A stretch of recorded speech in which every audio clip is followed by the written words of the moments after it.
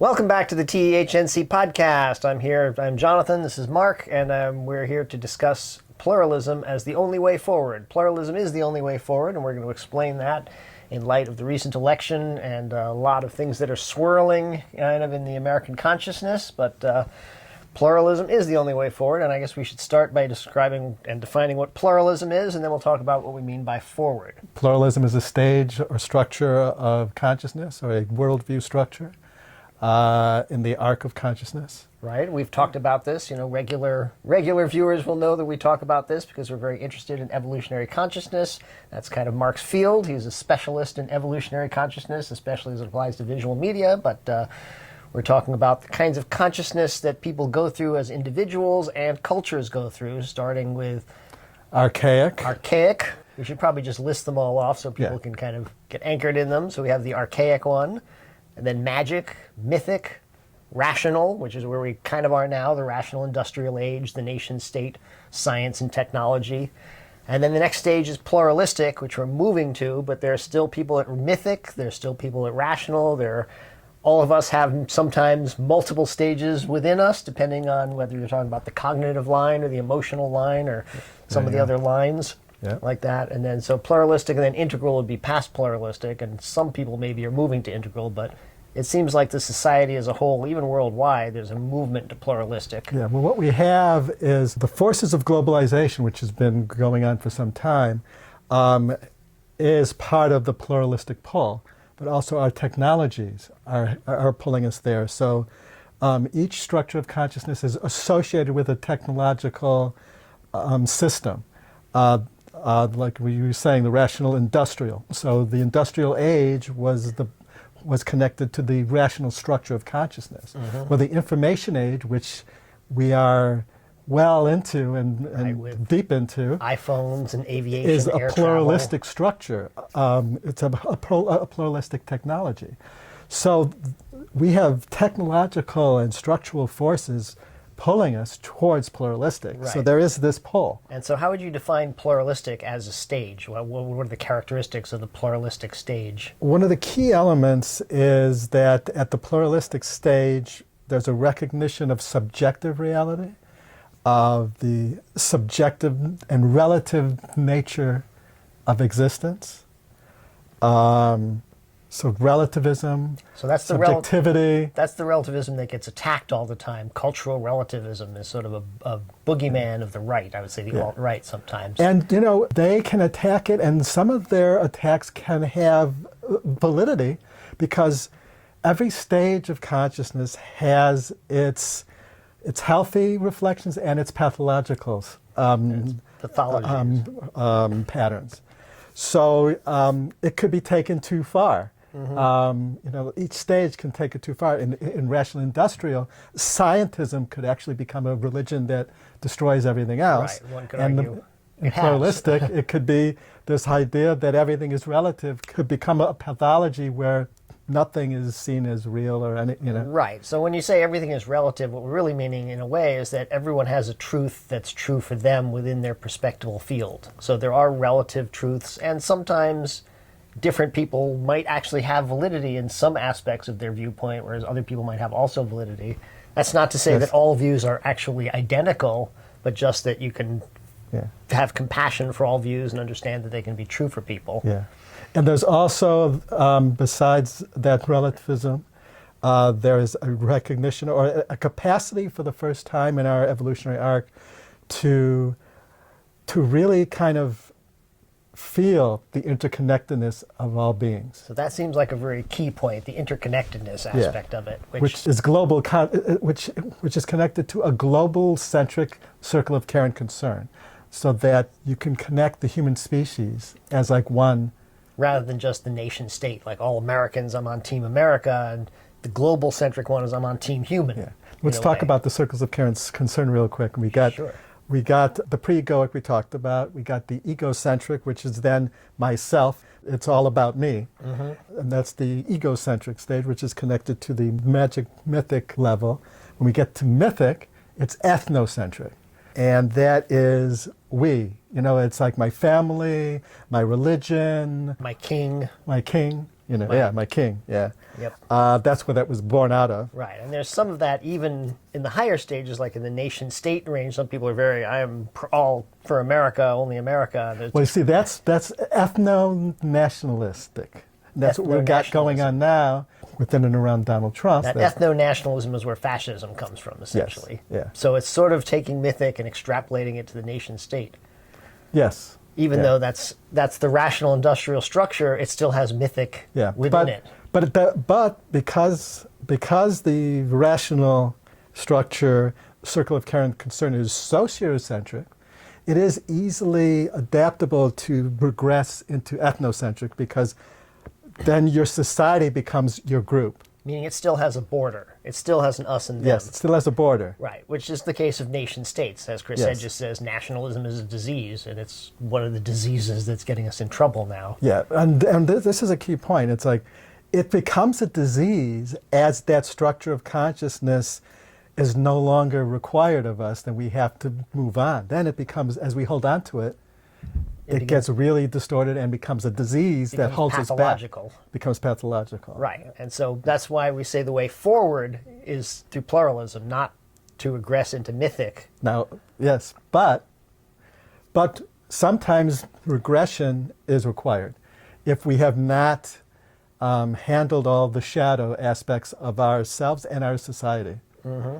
So as we see now, the rise or the unearthing of a lot of the shadow elements of America, the hatred that we thought wasn't as intense as it appears to be now, the prejudice, the misogyny, all of the stuff that we thought were more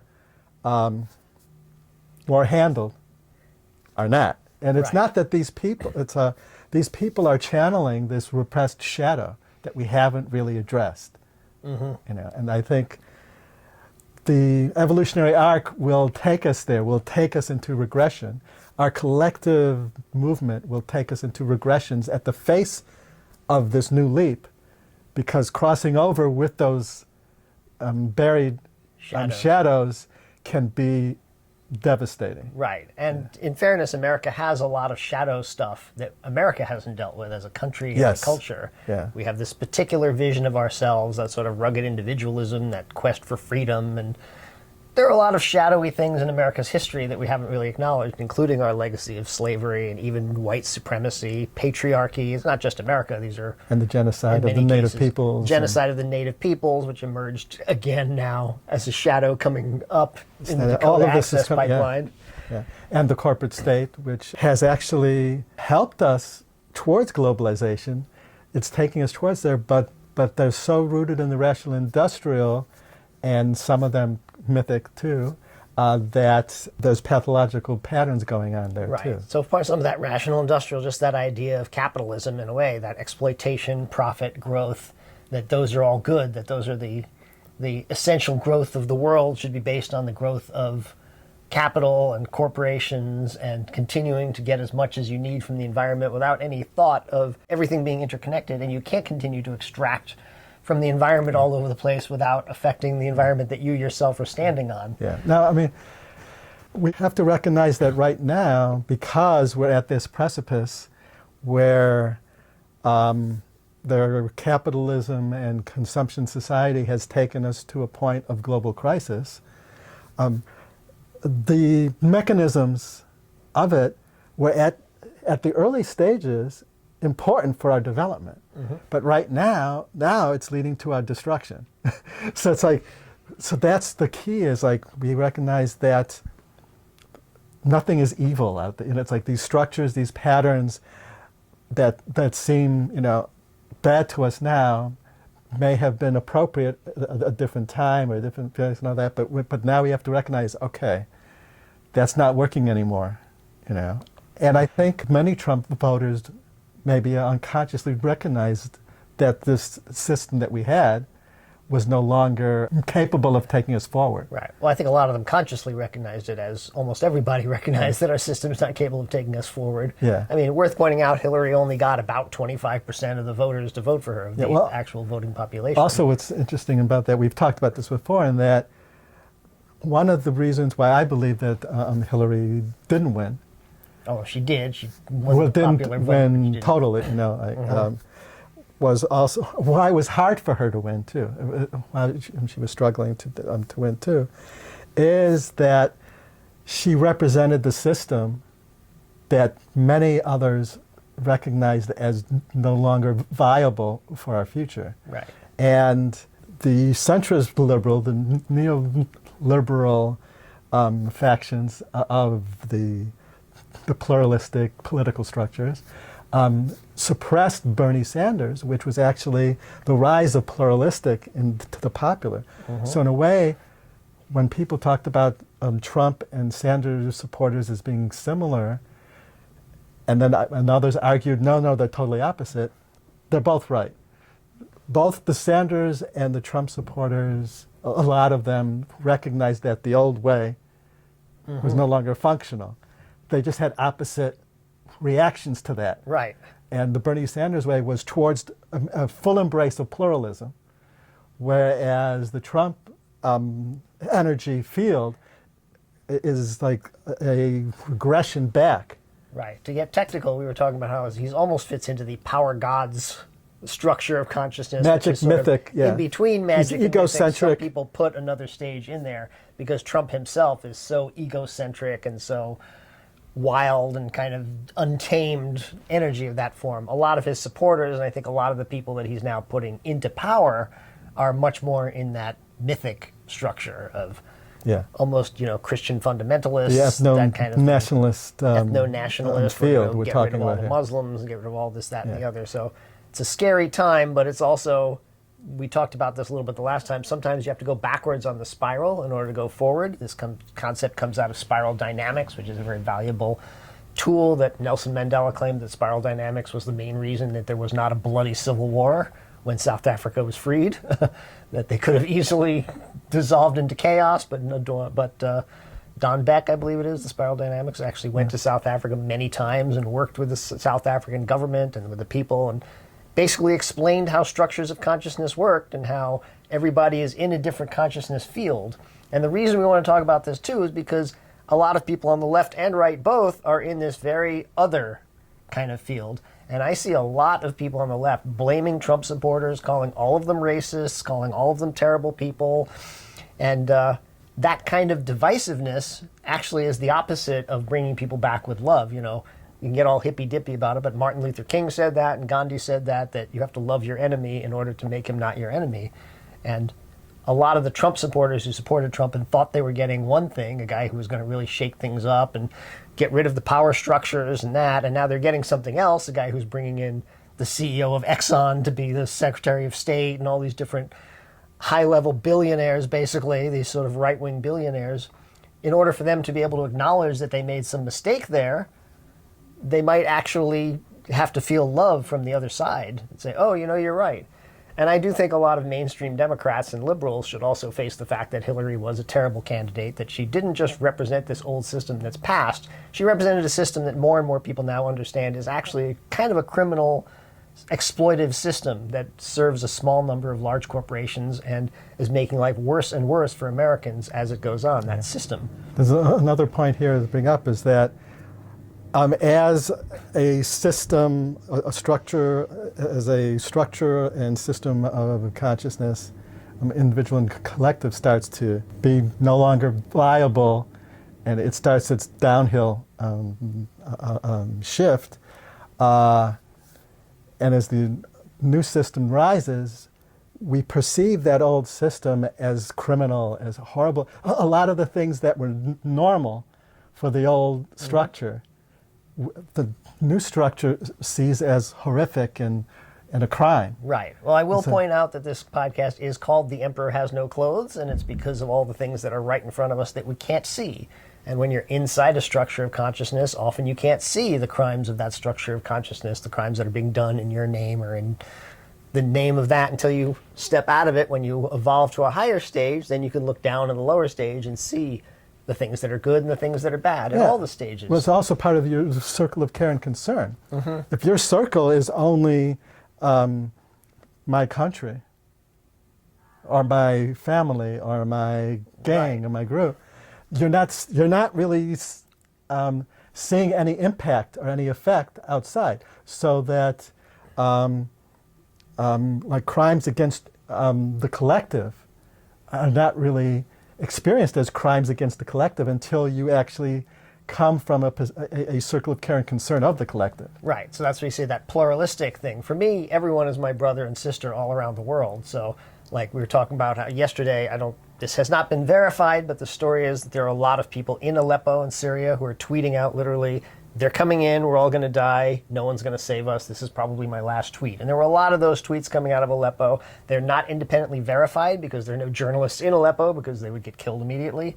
But nevertheless, it does seem like this is a very strange time where we can actually now hear the voices of people who are being massacred in real time and begin to feel the connection in a way that we couldn't if we just read in the Washington Post, 10,000 civilians were murdered in Aleppo yesterday, or whatever the number is.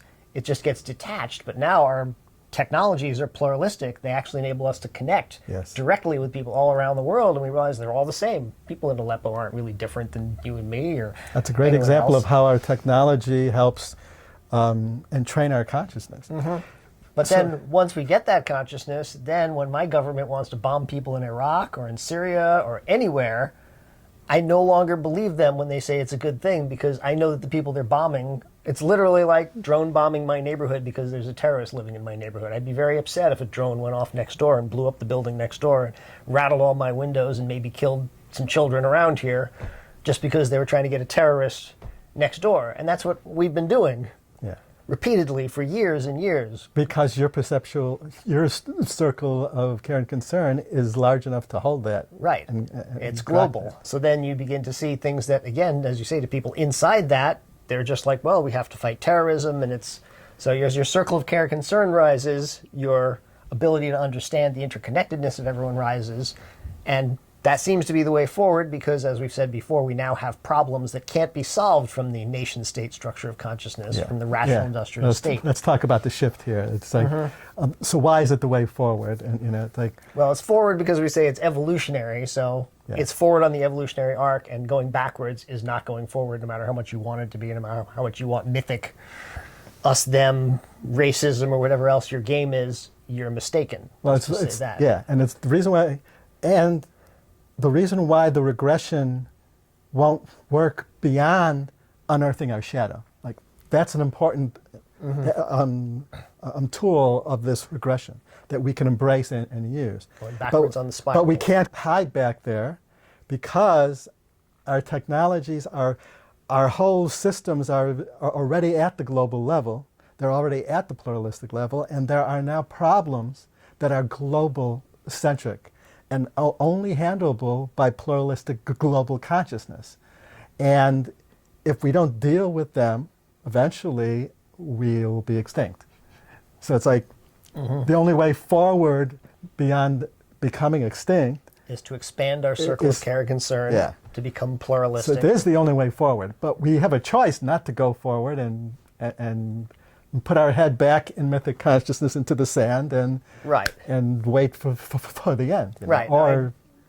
I do want to point out something we've talked about before, but I always think that all of this sort of racism and all these things, nationalism and ethno-nationalism, they all have a major economic component, which is that as more and more people are being squeezed, I mean, people commented that it wasn't only poor people, there were a lot of college students and educated college people who supported Trump, but even people coming out of college, they know that they're kind of screwed. They've got huge debt. It's very hard to get a decent job. All the jobs are being offshored. Jobs are going away. They're paying less and less because we've accepted a system in which a small number of people who set up the means of production get to decide how the profits from the whole system are distributed. In a sense, the middle class is already gone. The middle class? Psychically. Because nobody in the middle class now feels really safe. On a deep level. Right, because and there are good reasons for that. I saw a pretty terrifying chart about the percentage of people who make more money than their parents from like 1950, 1970, 1990, and it's just been going down and down and down, so it's 50% now of young people are ever going to make as much money as their parents did. So the American dream is dead in that sense, and which is why things like universal basic income are now coming up, because as we move to a more pluralistic consciousness, we begin to realize that robots are coming, they're going to eliminate all the jobs, and we can't well, just as a practical thing, we can't let people not have any money because then there won't be any economy and no one to buy any of the products that people are producing, and societal collapse and chaos if nobody has any money and everybody's starving. Because also, something else we talked about, certain stages of development are more suited to certain types of environments. And when a society collapses, when no one has any money, when people are starving or they're in survival mode, it's hard for them to be pluralistic. They pretty much have to, you have bread and I don't, I'm going to take your bread. What happens is, as our environment and our reality heads back down into the lower structures, we can collapse down into them. Mm-hmm. So, when we get into survival levels like archaic and magic, right. Then we act out of those. We can't help it. And we're more easily manipulated by propaganda. Yes, so that's another key here. Right, so that's the key here because, in a way, whenever people, like white people, are targeting people of color as if they're the problem, it's sort of ironic because actually people of color are always lower on the socioeconomic ladder, lower on the opportunity ladder, just as men who get upset with women because they deny patriarchy. Well, usually there's a system in general in which you're targeting the most oppressed people as if that's the problem, rather than looking at the system that actually is concentrating wealth upwards, but they're looking downwards and saying that's the enemy. And that is a common thing that happens all around the world. People who and at every transition too, there's a lot of that going on. That the elite tend to, in their them trying to hang on to their reality, mm-hmm. they try to either consciously or unconsciously they turn the masses against themselves. Right. We always come back to that quote, it's difficult for man to understand something when his salary depends upon his not understanding it. And that's true at all the different income levels. Obviously at the top level, you could say it's greed. It's sort of, you get used to a lifestyle, you get used to having a certain kind of way that you live, and then to actually acknowledge that the way you live is entirely dependent on the fact that people down below are being exploited and a lot of their money is being filtered up to you, and you don't really want to see that because it's hard to see that. At the lower levels, very often it's true that you can't see certain things because you don't want to go hungry. You have to eat. You got to put your kids through college. So there are things you can't see. So you get this cognitive dissonance instead, which comes out either as turns inwards in the form of disease or depression or anxiety and all these different things. That's right. Or you project it outwards and you find someone to project it onto. You project an enemy. Right, and you project an enemy, and if your problem is that you have no money and hard to get a job, you're going to project it onto other people who have no money and don't get a job somehow. I never quite understood how that happens. But so I guess our point about pluralism, too, is that I say because I'm seeing all of this vitriol against other citizens, to me, that's a version of the same thing of projecting your hate and anger on people whose fault it really isn't. Even the people who voted for Trump, there are obviously some people who are just racist or virulent racists. A lot of other people are probably just steeped in kind of white supremacist mindset or white normative culture without realizing it. Those are the people for whom any adjustment towards equality seems like discrimination against them, and a lot of times they can't see it, and it's because they don't have enough to begin with in some cases. Now, if we could remember that even the people who are overtly and virulently racist or hate, have hate and all that, have to remember that the root of that is fear and or the structure of consciousness that they're at. Mm-hmm. And so if we recognize that, because if we vilify them, we're doing the same thing. We're feeding the energy. We're feeding the us-them energy. Right. Since the next level that we need to hit is pluralistic, we need to approach this pluralistically, which means we have to transcend the polarity of us and them. Mm-hmm. And you made a very good point that a lot of these areas, especially the rural and agricultural areas, there's a lot of pressure to be mythic on there. There's a lot of pressure not to be tolerant and inclusive and open. Cultures will tend to reach a structure of consciousness that they're flourishing at, and then they'll kind of naturally, the system itself will kind of create a ceiling for people in that culture that they only go so far, and then they fit, that the next stage is like there's pressure against crossing over. Right. Although I would say now in rural areas and agricultural areas are not really flourishing anymore. But the problem is I think they're just looking at the wrong reasons for that. I mean, you could look at the corporatization of agriculture, large monolithic global agricultural concerns that have gutted family farms in a lot of ways and done a lot of damage to our whole food system. Yeah, and there's an example of the dark side of globalization, which is globalization is vital and important for what we're doing. But as we said, every pattern, every structure has healthy and pathological things happening, and we have to. Right. Well, that's that thing. Globalization seems to have two distinct meanings that both get used. One of them is just the idea that we're all globally connected and we should be able to trade with one another and exchange ideas and all that. That's the good side of globalization. The bad side is when the term is used to really mean the rational industrial state should go and exploit other places in the world, which is what has been happening. Well, that's what the corporate state is doing.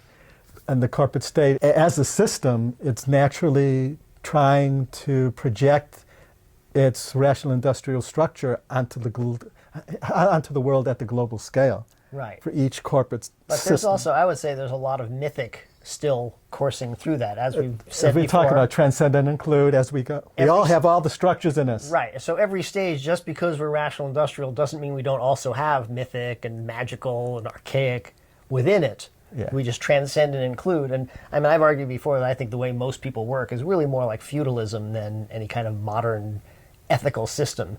Meaning we all, I can find another job, I'm free, but you're kind of free to change jobs and make a lateral move. But if you don't want to be homeless in 3 months, for most people now, unless you have a lot of wealth accumulated, you really are a serf in a lot of ways. You have to work for someone.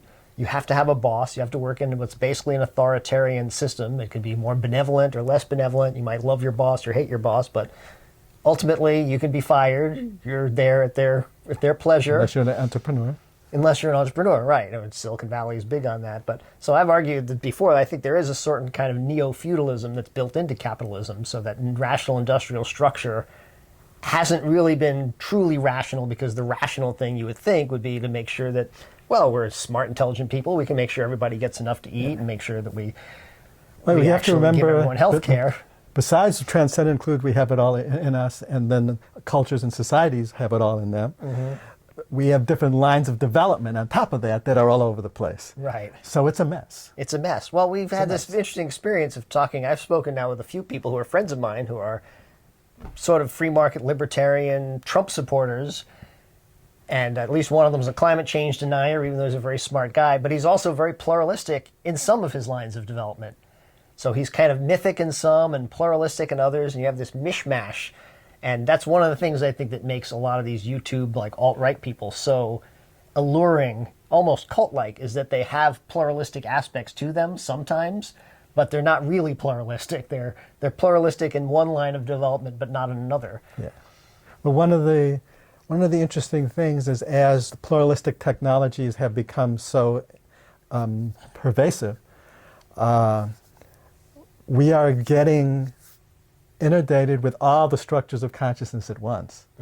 So, we go online and we've got mythic, we've got rational, we've got pluralistic, we've got archaic, it's like, and we've got mishmashes. But also, at this transition point, which we're kind of in this swirling vortex between two major stages or structures, from an arc of consciousness perspective, that it tends to even confuse everything even more. And so we'll get even messier structures where, we can be all over the map, in the same areas and all over the place. Right. Well, we had a little discussion before. I was maintaining the Democrats, so the neocon Democrats, like Hillary Clinton is the representative of that. The neoliberals. The neoliberal, which is like neocons in a way, neoliberal Democrats who like war and other things. A lot of them think that they're very pluralistic. They genuinely want to have equality and all these other things, but they're pluralistic in their cognitive line. I think that's true of a lot of people on the left. They're pluralistic in their cognitive line, but not necessarily in their emotional line or their spiritual line or whatever the other lines. There's a lot of other lines. There's so that's how moral line. Right. So that's how they could be pluralistic but still sabotage Bernie Sanders, or think that they're pluralistic but still sabotage Bernie Sanders because they can convince themselves that it's not rational to put him in, or that he's not a good candidate, or it's too much change, or it's too airy-fairy, or whatever the reasons are. Anytime anyone says that the hope for a more just and verdant future is airy-fairy, they should be treated with a great deal of skepticism, I think. The neoliberal is kind of a hybridization of pluralistic and rational So it's like this idea of pragmatic, incremental change. So like looking at a Bernie Sanders who's basically saying, well, why don't we just have a pluralistic world, man? Let's just do it. For the neoliberal, that is airy-fairy, wishful thinking, not reality. Because they are in this hybrid consciousness, which is deeply rooted in the rational. And when the neoliberal emerged, at that moment in the evolutionary arc, it was a good thing for certain aspects. It caused harm in other aspects at the same time, and then now over time, it has kind of brought, pathology. Well, I don't know if it was ever a good thing. I think it suited the power systems, because there were more progressive movements throughout the 20th century that were quite violently suppressed. I'm talking about in the evolutionary arc. It was part of an evolutionary process. I guess everything is what it is. Everything is what it is. Well, we'll have to take that up later. There was transformational fruit in it, and whatever that looks like is not necessarily what we would call good or bad. It's part of helping us to grow. Right. Right. I guess a lot of things that happen in our lives that help us grow are not actually things that we would wish for. Yeah. Now, in fairness, also, it kind of gets us back to that point that we were talking about, that every stage has a purpose, and sometimes things have to happen, sometimes things have to go backwards. And there's a in order to perfect go thing. forward. Like the neoliberal could not take this leap to pluralism. And it couldn't see that it couldn't see Bernie Sanders, right, really. Right. Well, our other point of this was that sometimes the stages can only emerge when enough people are there to support them.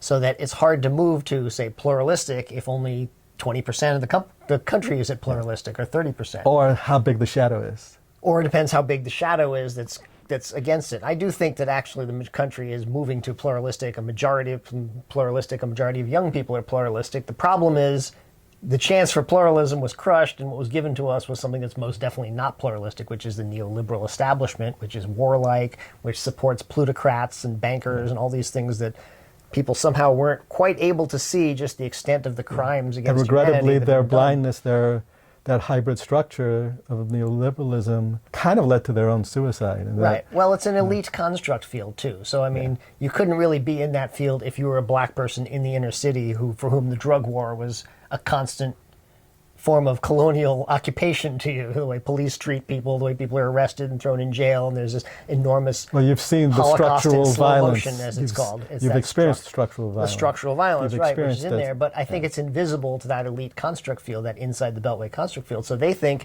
slow progress is okay because they're not the ones who on a day-to-day basis are being oppressed. Yeah, but they couldn't, them being in the system that's dying. And they have good health care, too. They could not see what the Trump supporters and the Sanders supporters, a lot of them were seeing, was that system was dying and was no longer viable and had to be.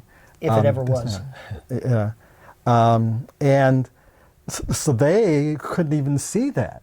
So they didn't even recognize that there was and so they're like shocked that Trump won. Right. And they're finding reasons. They still can't see it. Yeah.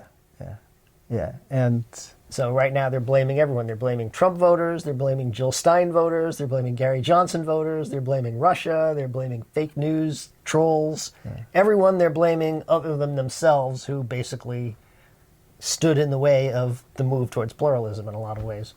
As we know, thanks to the disclosures of on WikiLeaks that but the strange thing is, a lot of them, I believe, actually thought they were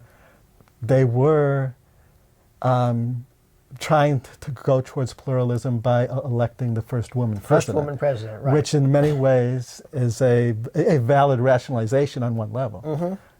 Yep. But the momentum, the energy, regrettably, Hillary was representing the patriarchal system, the rational industrial patriarchal system field, which really represents the corporate state in a way. That's what it does. So, but anyway, so the way forward is to look at everyone with love and understanding. Everyone is the hero of their own journey. And what I found is that if I can hold a a big picture kind of awareness of the arc of consciousness of what's going on here, and just kind of realize that all of this is part of this transition. How do I work with it? How do I help the arc? How do I, is this a shadow that needs to be dealt with? How can I work with the shadow, to uplift it? Are we regressing past shadow work, and do I need to stand up against that? All these things we need to just, if we're holding this other perspective, this different perspectival field, this pluralistic, systemic field, I think we have a great chance of making it over. Mm-hmm. Yep, that's our good news for the day, is that we have a good chance of surviving as a species. But it's going to take work. It's going to take resistance. It's going to take love. I know it sounds like a hippie thing, but when you actually love everyone, love your neighbor, that's the essence of every religion, including Christianity. So a lot of people who call themselves Christians but come from a place that's not love, I think are Well, I think the word misinterpreting. resistance is fascinating here, because for me, I'm holding it as resist the separation. Resist the separation, resist yep. separateness, resist, that idea that we're separate, that there's an us and them. And resist systems of injustice, which are based upon that separation too. Yeah. Because especially if you're in a position of privilege, if you're white and relatively well-fed, you have an ultra responsibility to defend the people who are not. Yeah. But to resist with love, and I think Standing Rock, the water protectors, showed us a working example. Those were prayer camps. They actually were praying for the people who were oppressing them, who were attacking them, and they said, this one's for you, and they would pray for the lines of police or lines of private thugs, in a way, who were working on behalf of the oil industry. So yeah, that kind of model of love, nonviolence. Nonviolence is the best tactic, also, as Gene Sharp has said in How to Start a Revolution. Yeah. And nonviolence is born of love. It's born of understanding that your enemy, the person who's against you, the person who's oppressing you, is just in a construct field that's warped, that's a shadow construct field, and you can bring them out of it. And it's also important, really, to talk about really quick here, that the whole thing of the fake news and we're in the post-truth age. We also have to kind of be a lot more discerning of our information, because as we're in this swirling transition point, truth has been what's the word? Unmoored, loosened from its mooring. Right. And so we have to be vigilant. Well, some of that is because also a lot of people have seen now just how, let's just say, slanted the mainstream media is. Well, it's been deconstructed. It's been deconstructed. It's in the middle of deconstruction. Right, from the right and the left. The left saw how they covered Bernie Sanders. The right saw how they covered Donald Trump. And everybody kind of felt like they weren't being given a fair shake, like there wasn't... But now there's this...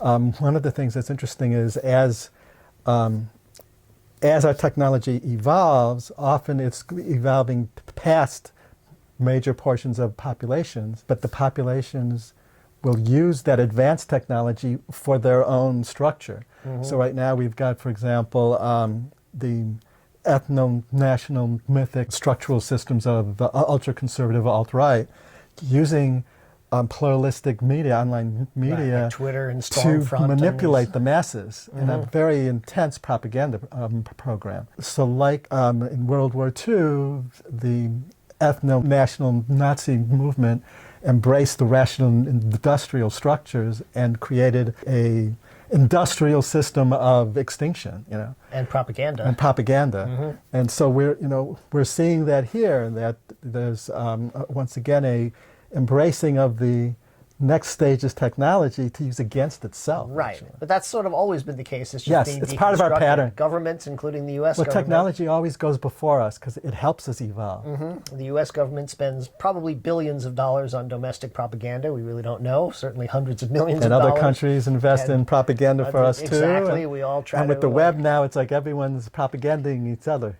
Yeah, so it's a very interesting time, but just remember that that is all a shell over the actual people involved in it, and people all around the place all just really want to have, what's best for their children and their children's children, and most people, I think, want to have water be cleaner than it was yesterday. They want to have the air be cleaner than it was yesterday. But when it gets down to it, you're right. You get into these bizarre construct fields where climate change is not real, which we've talked about before. It's difficult for free market capitalism to acknowledge climate change. Free market capitalist to acknowledge climate change, because climate change threatens the foundation of capitalism, which is that it says that unrestrained capitalism and exploitation of resources might contain within itself the seeds of our own demise, ecocide and suicide. But all of these things, we all have denial in different parts of us. We all have construct fields we're all working around. Yes, but that's true. the number one construct field is that we're all just spiritual beings having a human experience, or just molecules floating around in space that are more connected than not connected. The idea that my molecules and your molecules and those molecules are different. We all depend on the same environment. We all depend on the same floor, the same air. At some levels, the reality is we are one. We are one, literally. And that is the pluralistic mindset, is to realize that everyone's your brother, everyone's your sister, and if you come with love, we can actually transcend and include and move forward. All right. See you guys next time. Peace. Peace out.